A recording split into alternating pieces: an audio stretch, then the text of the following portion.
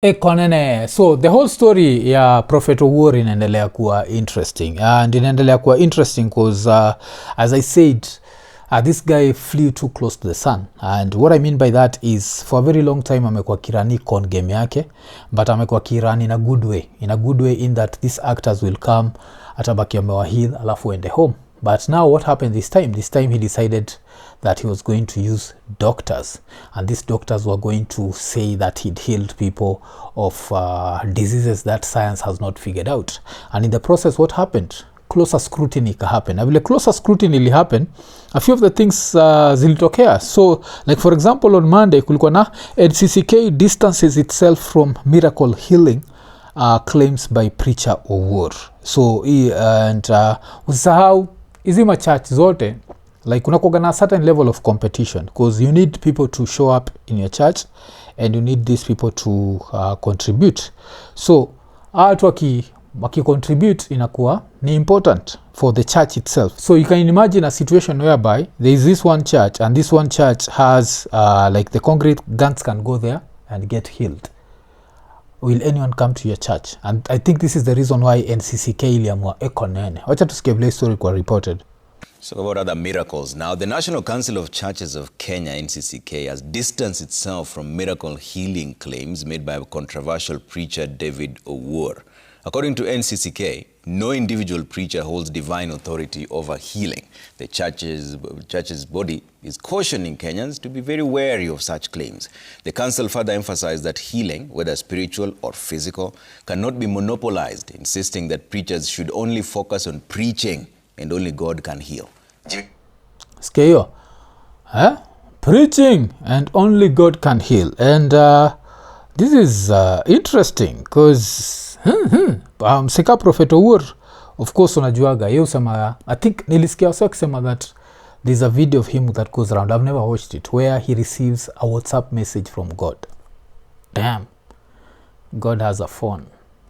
Damn, there are adults that actually believe that. Damn. But wacha tuendelee. Jesus heals. The doctors must verify medically. It is at this crusade that controversial preacher David Owuor made assertions which have grabbed headlines, alarming medical professionals and policy makers after he claimed to have cured serious medical conditions, including HIV and cerebral disorder, during public crusades. His sentiments drawing the attention of the Ministry of Health as well as the umbrella body for churches, which has been alarmed by the claims. The National Council of Churches of Kenya says, although healing is divine, the place of medicine and scientific treatment is key. We believe in faith healing. We believe it is not pastors who heal. We believe it is God who heals. And we believe that God also chooses who he heals at a particular time. So God also chooses who he is or who he heals at a particular time. We believe that it's God that heals. Like your statement, kwangu, it's a little bit confusing. Do you mean that God chooses? Because then Prophet Owuor can be like, I'm the one who was chosen. I take it because I feel like to be a prophet and you have to literally, kwa kijaka inakuwaga lazima kuwe wangetek, like macho ngumu. Lazima kuwe someone who is full of ish. Najua to a certain level that you have to convince other people that your bullshit is real. Because you'll see, even Seka Prophet Owuor, nili interview Gia Menya, and Menya used to be a follower, and Menya actually believed in all this nonsense. Najeki. At some point he snapped out of it, but when people join cults, they join cults and they end up believing in those things. And I think all the leader needs to be is charismatic. Yes, I think that's the word. And I guess Owuor is. Owuor, I think ilikuwa a few years ago kuna mother flani kwa nateta that I think aliuza property yake yote. Damn. It's funny how God needs money. Kuna pali msali sama, it's funny how God needs money but the devil doesn't. Okay. So nobody should deprive people of going to the known medical solutions for their health. We would want to say that those who are doing it are not doing the right thing. Church leaders seemingly agreeing that the controversy has exposed a regulatory vacuum in Kenya's religious landscape. According to Reverend Elias Otieno, the chair of the NCCK, while long-established denominations operate under umbrella organizations with internal oversight mechanisms, many independent churches function without institutional accountability. So yeah, if you come to your oversight, I think the first oversight we need to do is we need to start taxing. There's no way someone like Owuor, who we know is running a con game, can be there importing things in the name of the church, vitu tax-free, and living this tax-free life and living this billionaire life where he drives in Rolls Royces and lives like the softest of lives.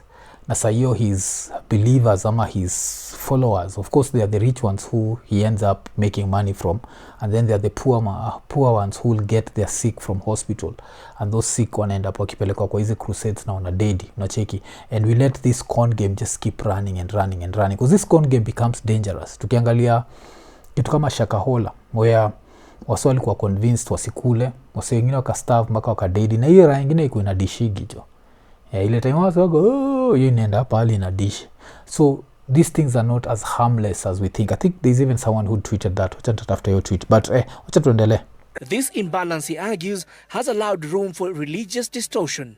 We know that there are some churches that have formed and are not under any regulatory body. They are churches that are operating, and it is a one-man church. The church now saying there is need for regulation, which should be done in consultation with religious institutions. It will be a common thing that will be regulating the operations of religious institutions. Well, I hear some people say it is going to stop us to preach, it is going to stop us to do this. Those are issues of interpretation. Yeah, of course, mse kama huyu, I don't think I run these prosperity churches, so he'd want some form of regulation. Anyone who runs a prosperity church does not want that. Why? Because you need to sell the bullshit. And kumbuka huyu mother anaitwa nani? Natasha, vile alishia hapi, ilikuwa ni Texas. Ile akisema someone atoe $1,500. What is going to happen? Even remind in December, kuna moja nichekiwa states. What states ilikuwa interesting. Ilikuwa like, anyone with $10,000, give me the $10,000, even if it's the last money that you have, and God will turn you into multi-millionaire. Oh shit. Okay, nikupatia 10,000 ndio God aniturn into multi-millionaire. Wachukua 10,000 yako mpatie, haku make multi-millionaire. Alafu wanijenge na 10,000. Does that make sense? Najua, but so do I think the churches, as much as they hate or they don't like Prophet Owuor, because right now I think he's the most successful amongst them. He's the one who's making the most money, because this is all about the money. Yes, Lovilo Gomba prophet, all about the money. Any prophet it's all about the money. Any pastor it's all about the money. Wote usijali hata okay. Acha niendelee. Despite calls from the Cabinet Secretary for Health, Eden Duale, for medical practitioners caught in the saga to substantiate the claims of healing or face deregistration, investigations are yet to begin on whether the claims made can be scientifically proven. My name is Elijah Uchie. My name is Dr. Levionka Albert. My name is Dr. Erimoy Kibet. My name is Dr. John Moreidi.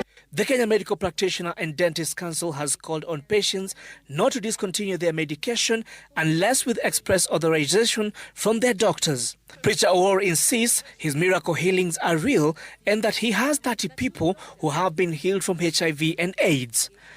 Damn, okay. Yes, 30 people who've been healed from HIV and AIDS. And hopefully there's no IKONINI fan who believes that nonsense. Vile mupenda kusema the laws of nature are never suspended. Kuna msali niambia, they're suspended. What I mean by that is there's no point on earth where kitu kama gravity wacha kuwork. At any point, kiruka kutoka certain level of flows utadedi. And that's the same thing with the human body. The human body will follow certain rules. And hizo rules zinamaanishaga kitu kama ukienda up na HIV, AIDS, and you have this virus. The only way is to treat you and it through some form of medicine. Prayer is not medicine. And all these things utaambiwa that you need more faith. You need something either works, doesn't work. Hakunaga stories of faith. Saizi mtu akikam akuweke nini akupointie risasi, whether una believe ama ubelieve bado itakuumiza. Anything that unaambiwa zizi haikuwork juu hukuamini, lakini patie pesa yako and you believe. So ila ya inaitwa Owuor, I think ashaijuaga pia like one of the most powerful things to your religion is for you to be a true believer. Waga lazima ufungue hii bonnet, uchukue brain, ubaki umeiweka kando. And because of that, he's able to say some of the most weird things. Like one of the videos ile nilicheki yake ilikuwa inanichekesha sana. Ni pale alikuwa na preach anaambia wasee that anajua how the last days will be. Na vile nakuambia jo, ndio kuwe preacher jo, lazima first of all kuwe na cojones. Halafu lazima ikuwe na macho ngumu, wangetek. Cause una need kusema the straight ama the bullshit with a straight face, bila kuogopa. Cause leza iko nene, wacha tusikize. Juu kuingia. He that speaks with you, yeye anayezungumza nanyi, has already heard the voice of the archangel, tayari amekwisha sikia sauti ya malaika mkuu, and the command of God. na amri ya Mungu. I have heard the throne announcement. Nimesikia tangazo kutoka kwa enzi. So I know each and every word. I know each and every word. They are playing around with the microphones here. I know each and every word. Yeah, don't play around, please. I beg you, because I'm really fading off right now. My strength. Raena sema ina fade off. Usikilo microphone ilikuwa clear. Microphone iko so clear na Raena jisema ina fade off. This is the dude that can predict the future. That microphone was not fading in any way. I know. So hii place ilikuwa interesting kwa nini? Utasikia vile Raena lilisha hiyo tarumbeta. Because hiyo tarumbeta, if I'm not wrong, it's a sort of tarumbeta mwisikiaga kwa nikiwatch movies. Alafu kuna funeral ya like an American soldier. Before chape zile magun salute. Kuna kuwaga na hiyo trumpet upigwa. Na kama uko in the US military unaweza niambia, is this where I hear this melody? Because I've heard this melody before. And don't forget, this is a melody from the Lord. The Lord needs to have his own. We need to be able to hear something we've never heard before. Unajua, the voice of the Lord should work in ways where it should not even be heard hivi. Kusikumbukaga, so believe hivi. Kama saizi, cheki, a split second. I was talking to God. Did you hear me talking to God? No, you didn't. And you know what God talked back to me? Let me listen to what God is saying. Yes, I've heard what God has said. You see, the average person akisema hivyo, you'll believe. So why is it that on the last day, God needs kupiga tarumbeta? Remember, yuko omnipresent. He can listen to our thoughts. He's everywhere. Like right now, yuko hapa. Oh, hiyo ni mosquito. Poleni. Okay. Taniendelee. He that speaks with you here, yeye anayezungumza nanyi hapa, he has heard every word amesikia kila neno that the archangel will say on that day, ambalo malaika mkuu atalisema katika hiyo siku. Even the trumpet of God. Hata tarumbeta ya Bwana. Now I will present the way the trumpet will sound for the first time globally on TV. Sasa nitawasilisha jinsi ambavyo hiyo tarumbeta italia kote kote katika ulimwengu kote kote. I'll present. Now the bullshit comes. And yeah. Nishaisikia kwa movie fulani. Niambieni jo, either ni movie ama series. But nishasikia hii tarumbeta. Niko like, damn, it's God playing it. Okay. Ama no wonder it's used kwa funerals za masoja. If it's the one. Because I've heard this. Wacha tusikiza hii tarumbeta. I'll present it for the first time. Nitaiwasilisha kwa mara ya kwanza. The trumpet will sound in the sky. Tarumbeta italia katika anga. Like this. Namna hii.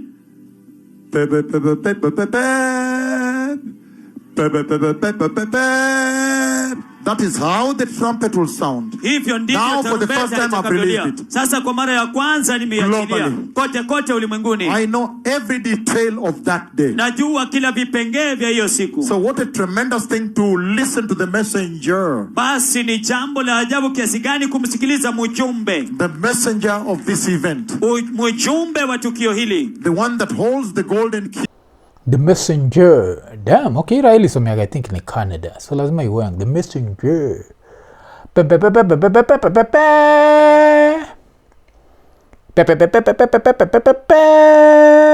That's the way that sound will sound. Every time I hear the sound. So, wacha nikwambie kitu moja. The world will not end within your lifetime. Why? because science says so. According to science, the earth still has at least 4 billion years. Why? Because the sun iko like halfway there, like inaikogani hydrogen ya the sun, the one that it uses as fuel. Ukiangaliwa time ibakisha 4 billion years. So the earth ending in our lifetime won't happen.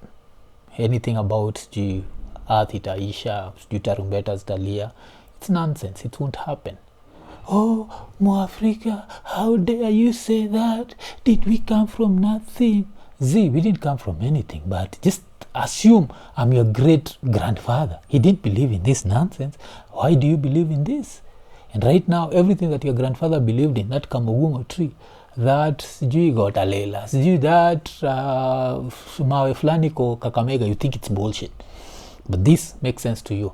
This dude takudia aingia kwa Rolls Royce. But somehow that's okay with you. That's okay with you. Acheki. And unambwa that prayer is the most powerful weapon. And then nakwambia, there's a country called China where no one is praying. They don't believe in gods. But it's one of the most successful places on earth. Most probably pale uko saizi you're using something made in China. Can guarantee you. Hii phone nakwagani designed in California, made in China. Hawana prayer. Damn. But they're doing badly, right? But yeah, this sort of nonsense nakwaga interesting because educated people will put it aside and just be like, it's Prophet Owuor is the wrong one, but you know my pastor is okay. Then mwingine atakuwa like, oh, Prophet Owuor is the right one, your pastor is and we go back to like tuko na bonga. Iki come to the laws of science, hakunaga hivyo. Saizi mimi na Prophet Owuor tukienda kwa any building tuamwe kuruka, gravity will treat us the same. Haitakuwa juira ya imekuwa ikiomba cause ira is a challenge. Twende turuke for few places hapa. Here since wana damu ya Yesu Kristo na mimi sina. Let's see how far that goes. Why? Because the laws of nature are never suspended. And nature looks at Prophet Owuor, and the only thing that nature wants from Prophet Owuor is his ability to pass on his seed to the next generation. Everything else is irrelevant. All this, but wacha tusikie. Okay. That holds the golden key that opens heaven. Yule ambaye anashikilia kile kifunguo cha dhahabu ambacho chafungua mbingu.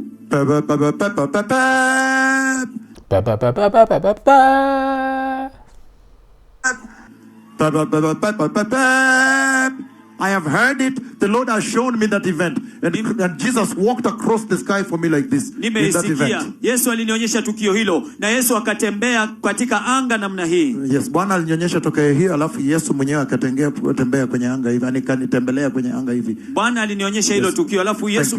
So now, kwa hivyo sasa, that is how the trumpet will sound. Hivyo ndivyo tarumbeta itakavyolia. Okay. So nikuuliza, as a believer, how you knowing how the trumpet will sound, how does that help you, man? Like, most probably by the time the trumpet is nalia, you'll be dead and you'll have to be risen from the dead. So will you remember that after all those years of death? And what if you never come across this video ya Prophet Owuor? Does it mean that your time maiti zote zimelala?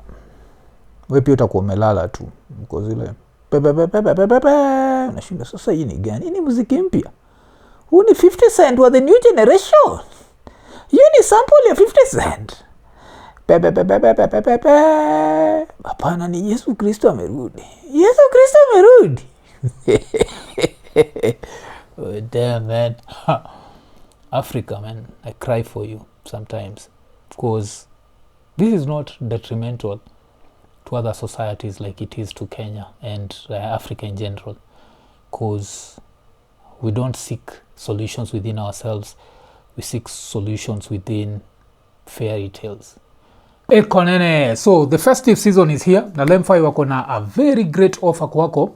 Abaki umesign up ukitumia the promo code IKONINI, and on your first transaction ya $50 ukisend home unabaki umepata a $20 sign up reward. Najua $20 sign up reward on your first transaction of $50 only. Why? Because it's the festive season. baki umechangamka, tumia promo code IKONINI, ingia LemFi, why upate the most competitive exchange rates, alafu pia inakuwaga ni chap like transactions ziko instant. Changamka haraka haraka, LemFi, international payments for everyone, IKONINI. And religion, I think kuna boy fulani licheki aliulizwa juu ya religion, ali baki ame-explain in a interesting way, although I don't agree with him because alisema science ni religion, because science is not a religion. Najua we don't believe in science, we believe science. Najua like tuna believe science, we don't believe in science. So kuna boy aliulizwa abonge juu ya religion and alibaki ame-explain like aliulizwa what's his problem with religion. Of course ni msana kawa Asia, China. Nikwambia hao hawazaliwagi kwa countries that have religions ama have gods. But wacha tusikize. What is my problem with religion?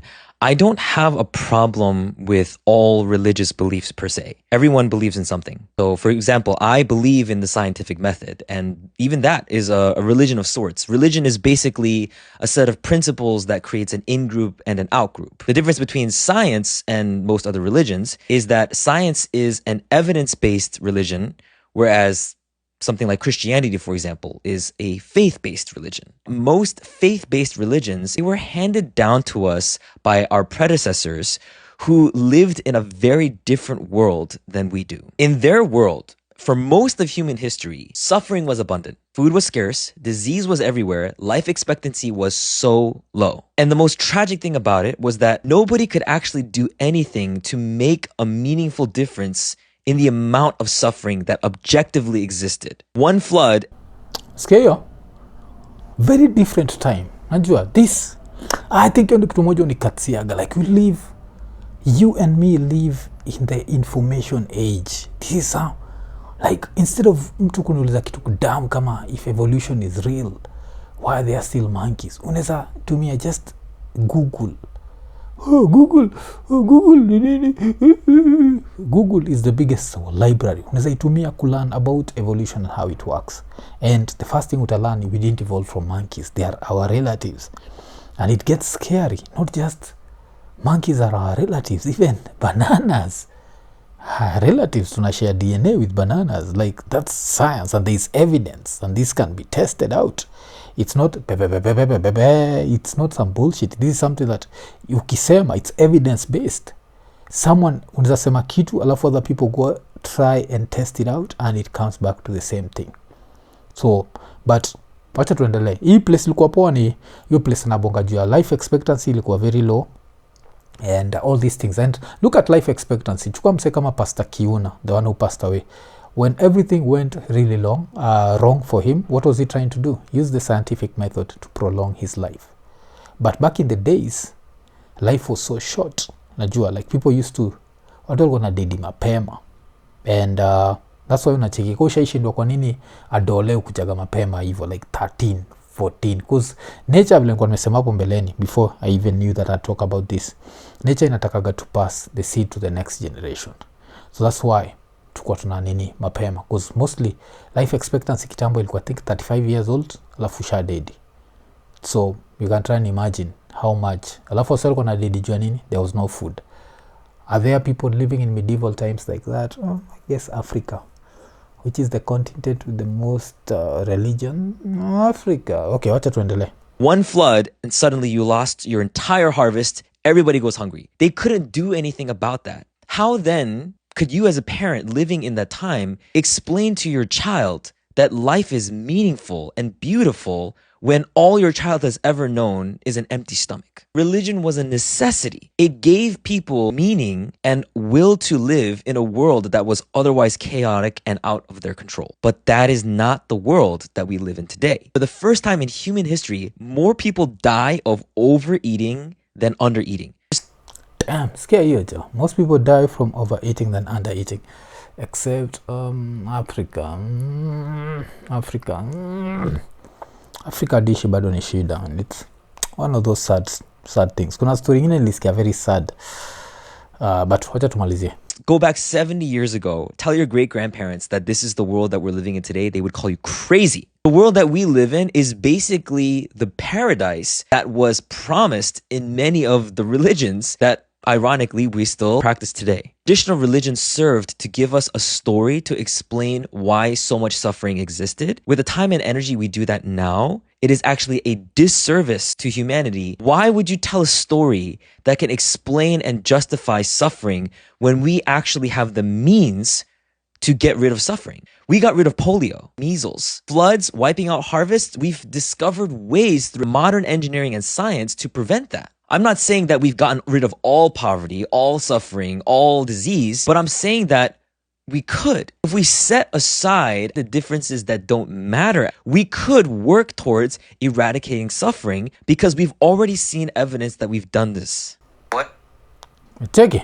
So this was something very interesting. Yeah, umsaki bongajia, the problem with religion. And that's the reason unapataga na fight, because inafanyaga vitu zingine that are unexplainable. So for example, tukibonga juu ya religion, of course kuna huu boy wa like the atheist ule yuko jela saa hizi, and tukiangalia story yake, so bond yake ilikuwa set very high, and I think one of the reasons why his bond was set that high is, sorry to say, is when you are an atheist and you appear before a judge in a religious country, you're looked at as evil. So kuna hii msee moja anaitwa nani, Levi Mnyeri ni lawyer wake, alikuwa ameandika, Honorable Dolphina Alego has set a hefty bond of 1 million after Harrison Mumia pleaded not guilty of posting images of Ruto lying in bed. He was charged for false publications contrary to section 22 of the Impugned Cybercrime Act after being detained for 4 days. Then ikakuwa baadaye ikakuwa ni the conspiracy to keep Harrison Mumia in jail continues. My urgent application at the High Court seeking to reduce bond terms has not been actioned to date. Let us raise the 500,000 shillings by ourselves. Then akabakia MCT pay bill, account name ni Levi Mnyeri. So kulikuwa na hiyo kwanza saidia, baki umesaidia, and yes, I think I'm going to just throw something there, because not because this guy is an atheist, but because I think it's bullshit to hold him with such a high bond. Why? It's bullshit to hold him to such a hhigh bond, because still, kumbuka ile kitu nilibonga juu ya religion nafanyaga watu wana justify vitu zingine za ajab kabisa. So kuna hii tweet moja nilichekia Nyakundi. So Nyakundi alikuwa ameandika, Martha Koome, this is a serious failure of justice.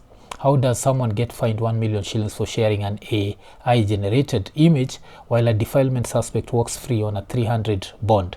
Juris pesa, judiciary is a big shame. Then wakashare a newspaper article. A Muslim cleric accused of defiling a 13-year-old girl has been granted a 300,000 shillings bond with a surety of a similar amount. So basically kile koti inatuambia ni kushare bad images za Ruto ni worse than mtoi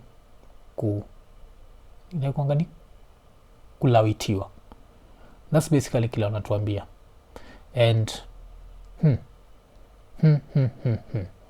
that's the country that we live in. So but yeah, I don't know what to say, man. Kilenza kuambia ni time yangu ya kuhepa, but what's that sound? Iko Nini.